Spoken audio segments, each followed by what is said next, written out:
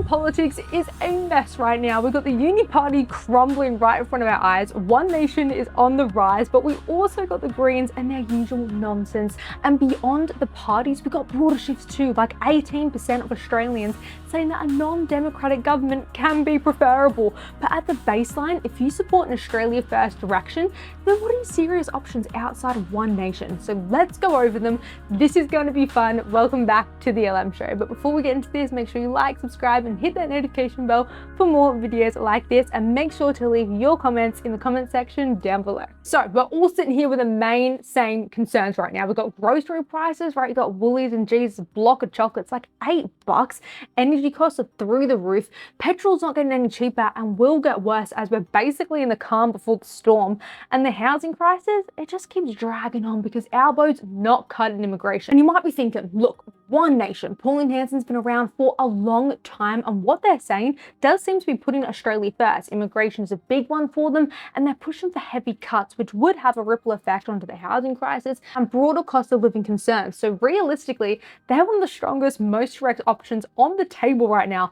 But you also might be skeptical, because the mainstream media keeps calling them racist every other day of the week and the female version of Trump. But all of that aside, let's actually just go through the options and the options with their policies. So first up, we got Labor. Look, we've been under them since 2022. Albanese came in with this restoring trust in government, addressing the cost of living pressures and pushing climate action and fairness. However, so far, Albanese's crew haven't done a very good job. The 2023 voice referendum cost almost $500 million, which was a complete waste of taxpayers' money on dividing the Australian people. And Albo has been caught lying so many times. We've called him out for things like saying Pauline Hanson borders are the dark forces and then denying ever saying that on a podcast a week later.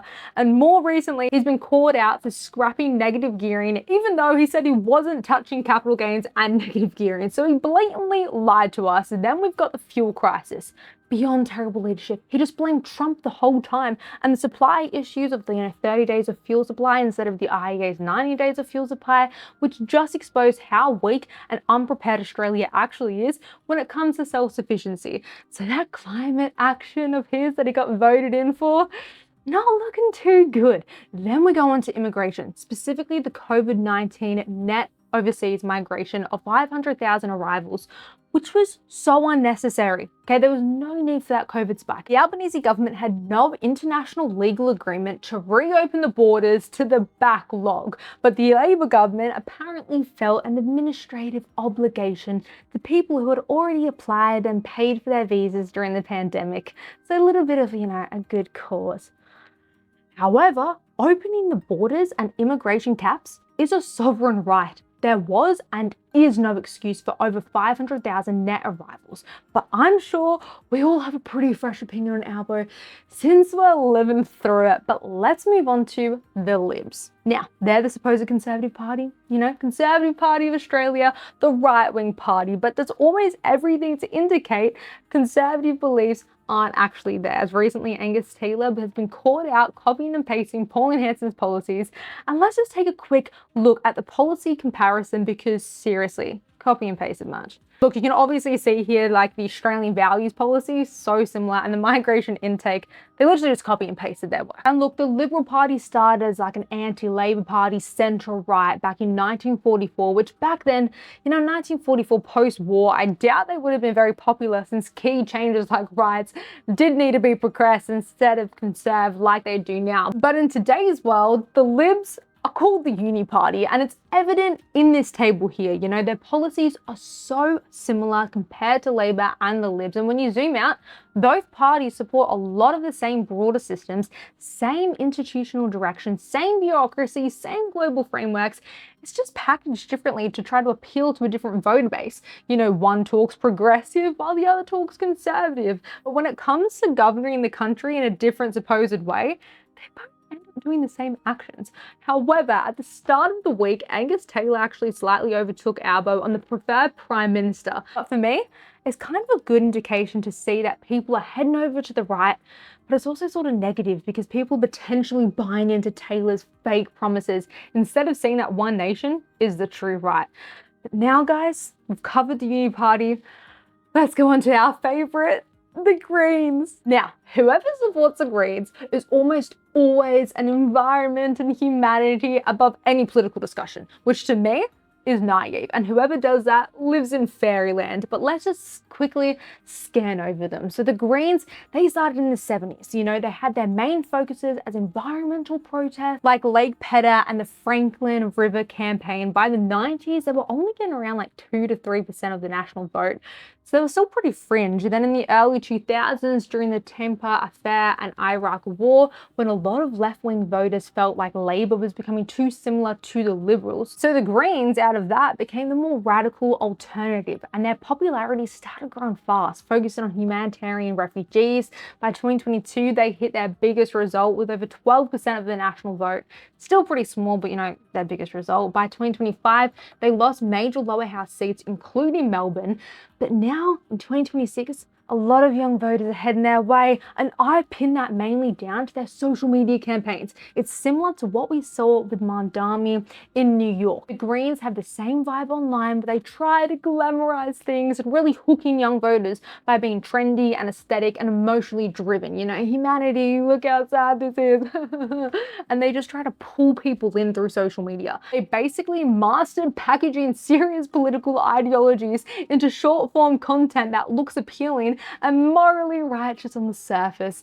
And quite frankly, like, I think it's pretty manipulative, because a lot of young people get drawn into that rhetoric of policies that sound good at face value. You know, things like everyone should care about the planet and humanitarian efforts, free Palestine. But they leave out the important economic realities and long-term repercussions behind a lot of those ideas.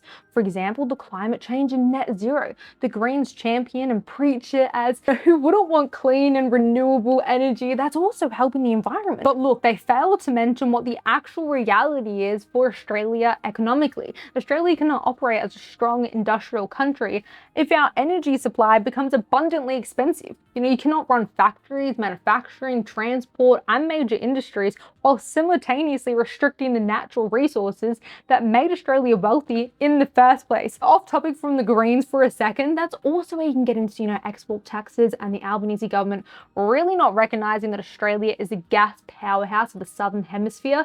But, you know, we can get into that in another video. I get really ranty about that because it's so annoying. We have so much potential and no one's actually realizing it in this government. But anyway, let's go through their main 3 policies. First, affordable housing. Okay, they want 610,000 affordable homes over the next decade. So apparently that would be through a federally owned property developer that rents and sells below market value. But 70% of their homes would be rental capped at either 25% of household income or 70% of the market rent, which is whatever's lower apparently. And the rest would basically be sold at cost, slightly above construction price. And they're supposedly saying that they're saving first home buyers hundreds of thousands compared to the private market. And they also want to prioritize who gets these homes by people, you know, with local connections, key workers, First Nations communities. And they also want to fully scrap negative gearing and the 50% capital gains tax discount for multi-property investors, arguing that these tax concessions unfairly lock first home buyers out of the market. Okay. On to the next policy. Right, so they want a rapid exit from fossil fuels. God.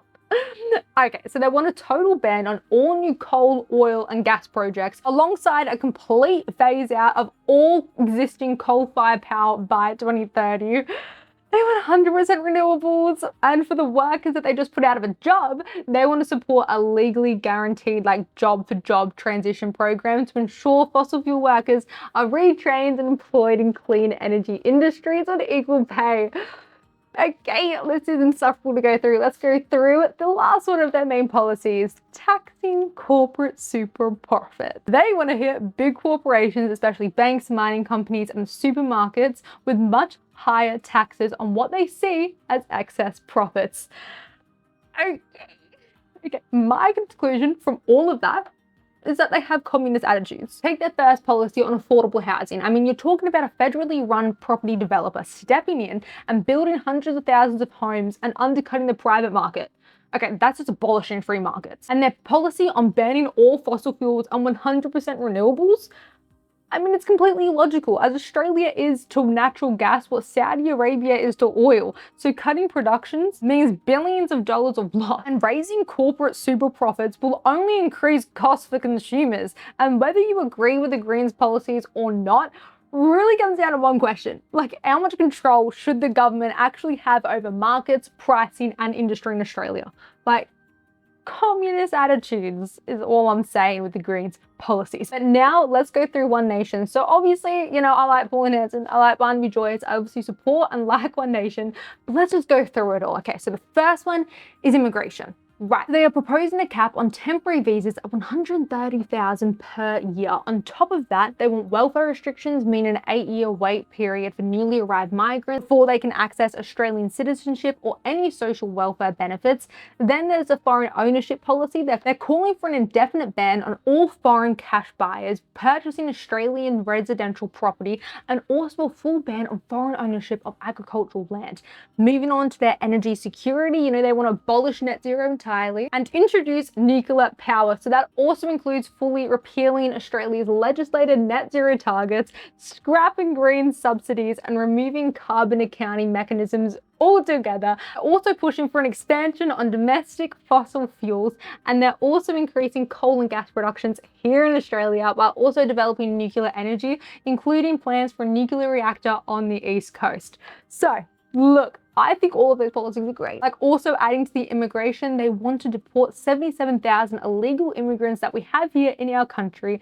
And another one of their policies that's my absolute favorite is enriching free speech in the Constitution. And to their welfare reforms and foreigners in housing, I think it's clear logic of contribution first, benefits later. But I do understand the argument from the left, you know, bringing in nuclear power would have Australia in a lesser net zero position than the rest of the world. However, for the past few decades, we have been cutting off our domestic supply of energy to try to appease this net zero target when no other influential country has been doing that. All have been advocating for net zero, but they've also been remaining in production of their domestic energy supply. So I support lifting the ban on nuclear energy, as we need to secure 24/7 power that's not entirely weather dependent. And as for the drastic reforms to the NDIS and to budget saving plans, look, leftists would come out and say, you know, that's aggressive attack on vulnerable citizens.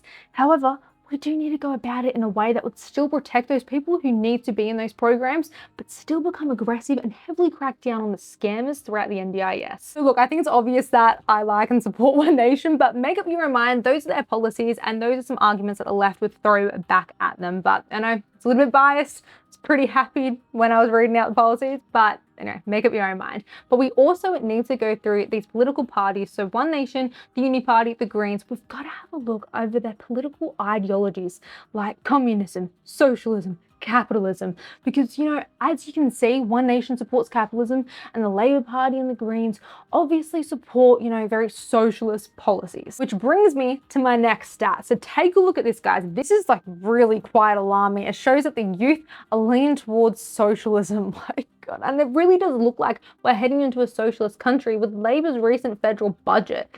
Let's just go over it. Now, people say that socialism and communism, you know, is the fair, equal way to run things. This is not the case. These political ideologies are just lay the groundwork for corruption. If you don't know, socialism is a step away from communism. Socialism is the means of production, so factories, mines, you know, machinery, tech, infrastructure like energy grids, you get the gist. But socialists believe that those key societal functions should be owned and operated by the government or collectively by society, which is opposed to private ownership.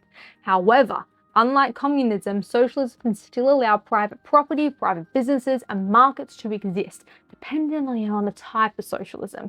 So it's sort of a half into capitalism, half into communism. Now let's get into communism. They believe in a classless society, a stateless society. Everyone is equal in the eyes of work, and there's no private property, and the public or the state owns the means of productions, and wealth is distributed based on individual need. So it's full on control. And we in Australia do have a Communist Party. They're not very popular, but it's always good to keep an eye on them. But you can clearly see how socialism can very easily turn into communism, where everything is owned by the government. It's really only one step away. And a quick example of a full communist failure is mid-1900s China, because China today is technically not full communist since the death of Mao Zedong in 1976, and around 1978, China did open free private markets because millions died during the Great Leap Forward famine. State-run farms and factories were inefficient because people simply did not have the incentive or want to innovate or work harder because the government controlled the production and wages.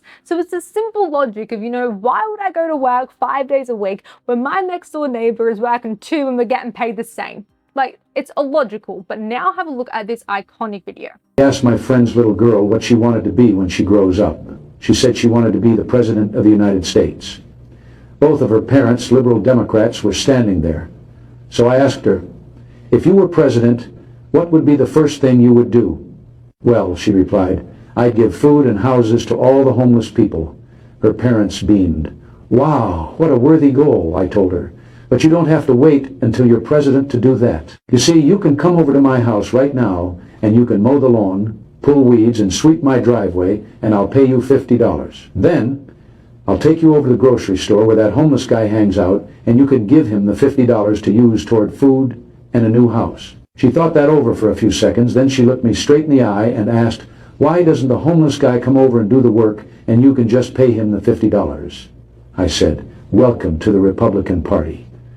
Her parents are still not speaking to me. In my opinion, socialism and communism would never work in a society because they lack the involvement of human nature and will always hit stagnation because of the key logic that we laid out, and therefore no innovation. And it is very easy to take advantage of. And where capitalism, on the other hand, it does involve the key aspect of human nature. So politics in Australia at the moment is everywhere. The left and the right are heavily divided at the moment, and therefore it's causing turbulence. We have the rise of a fringe movement, One Nation, which is great. The right is coming back, but we also have the Greens virtue signaling on social media, drawing in the youth. But above everything else, I think it's super important to make sure we know where our political parties are actually heading with their underlying policies. Because while we're in a turbulent environment with our political parties, we're also in a turbulent environment with our political ideologies. And we also have the support of Australians wanting a strong change. So the pendulum, therefore could swing too far. So just keep an eye out, guys, on where your preferred party is heading with their ideological direction. But that's the end of today's episode. I hope you guys enjoyed. Please let me know your thoughts in the comments about everything that we went over, and also let me know what topic and episode you want me to cover next. Thanks, guys.